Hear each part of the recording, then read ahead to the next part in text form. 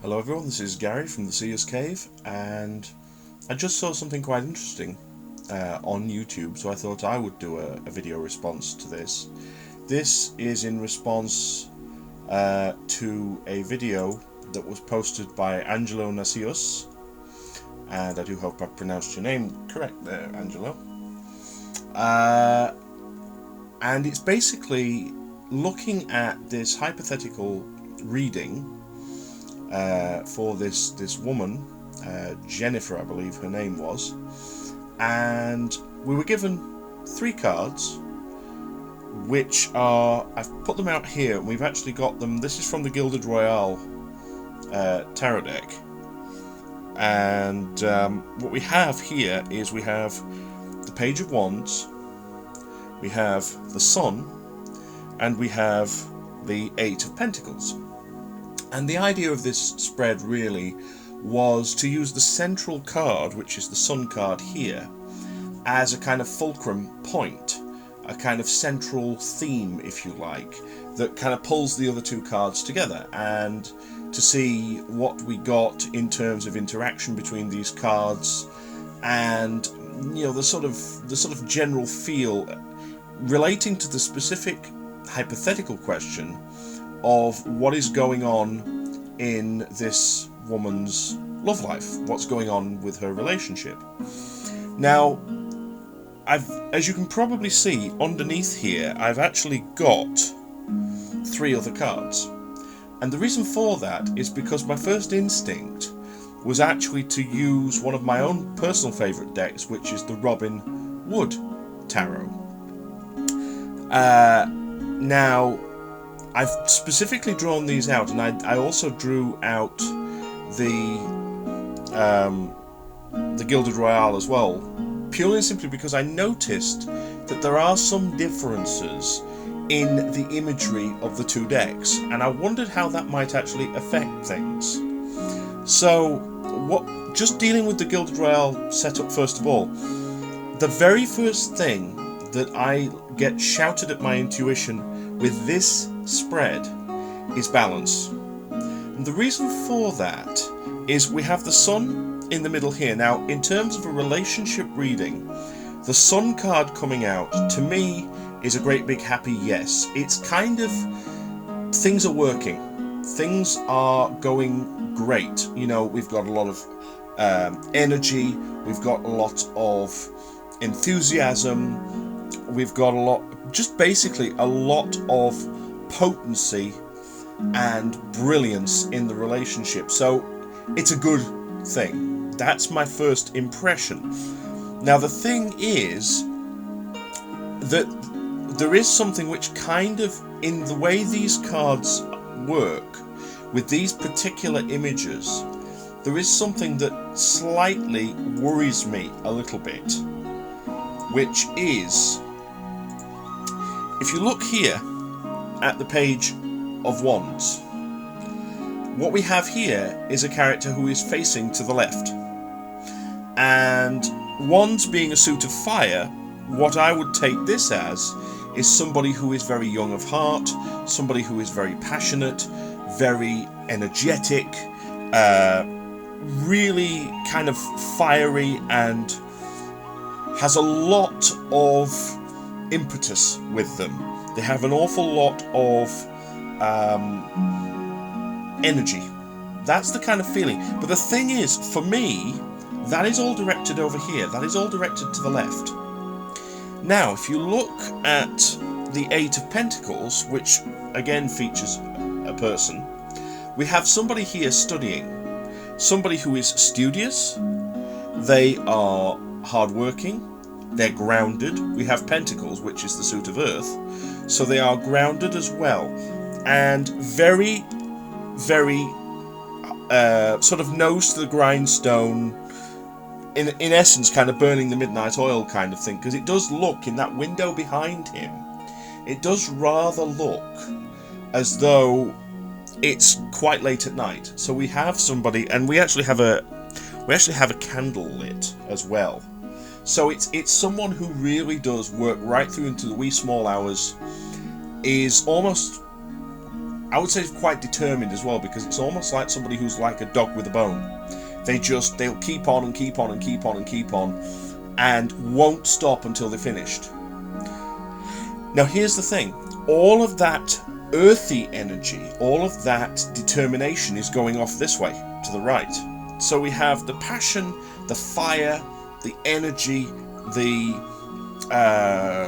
exuberance going off to the left, and we have all of that earthy determination and strength and studiousness and hard work going off to the right. So what we really have here, with the specific way that these three cards have fallen, is two people who seem in some respect poles apart. We have one going in one direction, one going in the other direction. And interestingly enough, and just to illustrate the point, if these two were the other way around,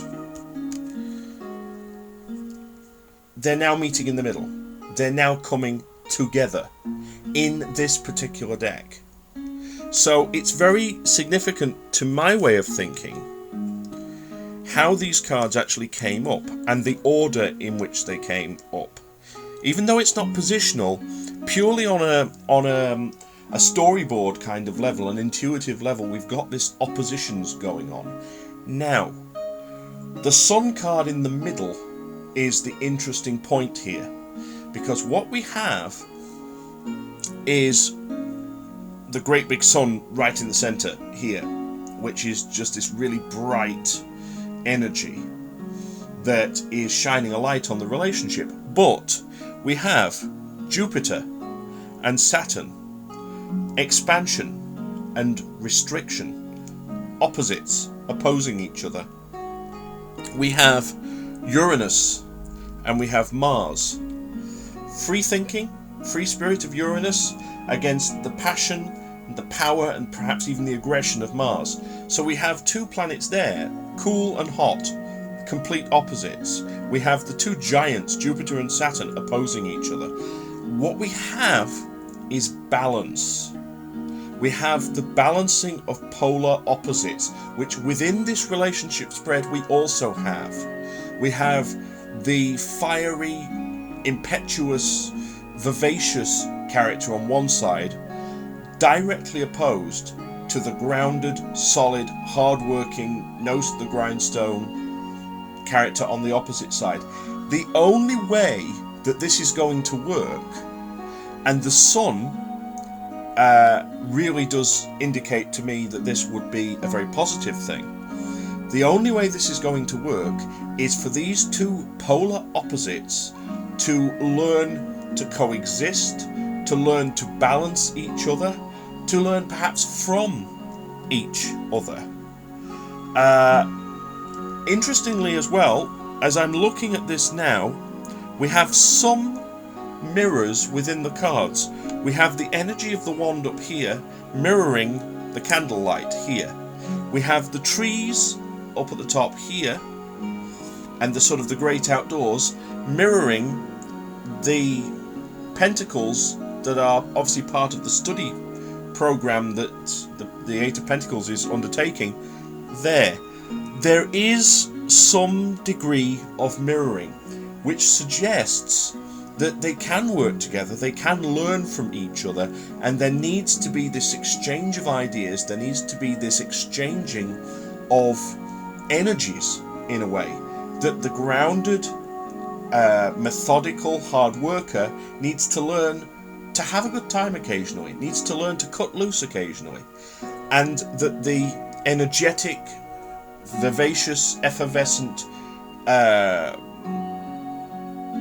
free spirit, if you like, needs to learn to knuckle down occasionally, needs to learn when to ground and be solid and really get on with things. Now, I'm just going to move these out of the way because, as I said before, I drew out these in the Robin Wood Tarot as well.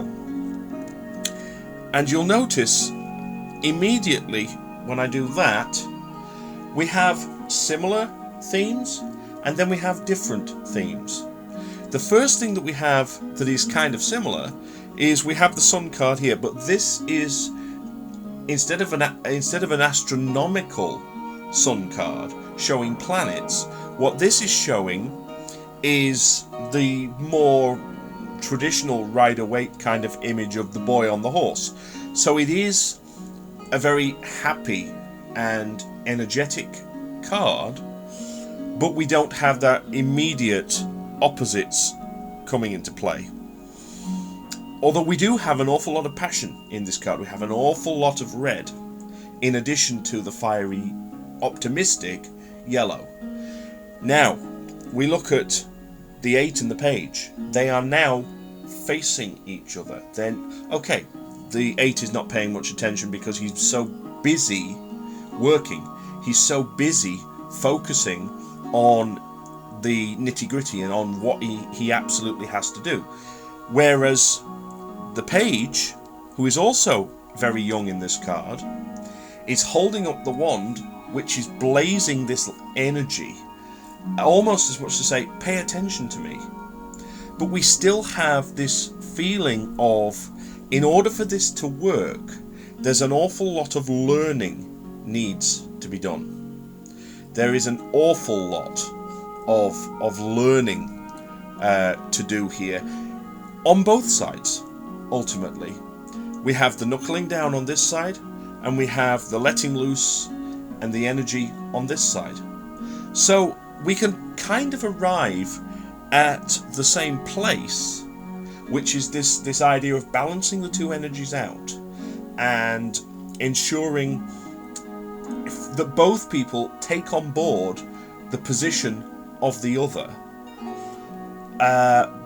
In fact, interestingly, we do have some balance here, because we have this brown earth beneath our wand carrier here, mirroring the earth energy of the pentacles, but we also have this blood red of the tunic of our studier here, mirroring the red energy of the passion of the wands card. So there is this kind of balance, there is this polarity between these two, and it very much is about them learning how to make that work together for themselves. So that's what I get from this little spread. It's kind of interesting, and it's always interesting when you look at the same cards but in different decks. And I certainly have a lot of different decks that I've accumulated over a period of time, and you do find a great deal of variation, a great deal of difference, which when you are reading intuitively can really have an effect, and it can change a lot. It doesn't change a huge amount here, other than perhaps the distances and the gulf between our two lovers seems perhaps slightly wider in the Gilded Royale than it does in the Robin Wood. So it is worth bearing that in mind, you know, when you're reading intuitively. The positioning, direction of facing can also give you different cues to the the other information that you may be getting, and obviously any sort of correspondences and what have you that you know with the cards anyway. But that's, as I say, that's my take on it. So I hope that's helpful and useful, and very interesting question. Thank you ever so much for posting it, Angelo. I'm really pleased I saw that today. And have a wonderful day. I look forward to seeing more of your videos, and maybe dropping another video response once in a while to other things that you post. Have a wonderful day, and love, light, blessings, and frith to you.